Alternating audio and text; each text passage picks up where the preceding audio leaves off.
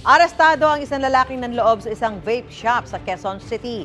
Bago pa niya tuluyang matangay ang kanyang mga kinuha sa tindahan, na-corner na siya ng mga pulis at may-ari ng tindahan. May unang balita si James Agustin. Gamit ang flashlight, hinalughog ng lalaking ito ang isang vape shop sa Quirino Highway, Barangay Sauyo, Quezon City. Ang lalaki pinagbubuksan ng mga cabinet sa tindahan. Nang makuha ang kanyang pakay, sumilip siya sa labas. Hindi pa man siya nakakatakas, masdan na biglang bumaba ang roll-up door. Napaupo na lang ang lalaki sa loob ng tindahan. Ayon sa pulisya, kasasaralan ng vape shop na mangyaring insidente.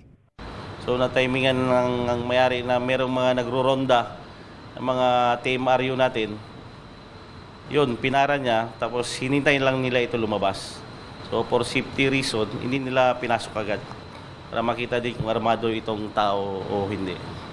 Ang hindi alam ng lalaki, bago pa man siya makapagnakaw, nakita na siya ng may-ari ng tindahan na umaaligid sa lugar. Nakumpirma ito nang i-review ng CCTV footage. Ito si suspect, sinira niya tong roll-up door ng isang tindahan. Tapos gumapang siya doon, pilit niya inangat para kumasya yung katawan niya. Inaresto ng pulisya ang 61 taong gulang na sospek. Nabawi sa kanyang ninakaw na 3,000 pesos na cash at vape products na nagkakalaga na higit 1,300 pesos. Aminado ang sospek sa nagawang krimen. May sakit po ako sa puso.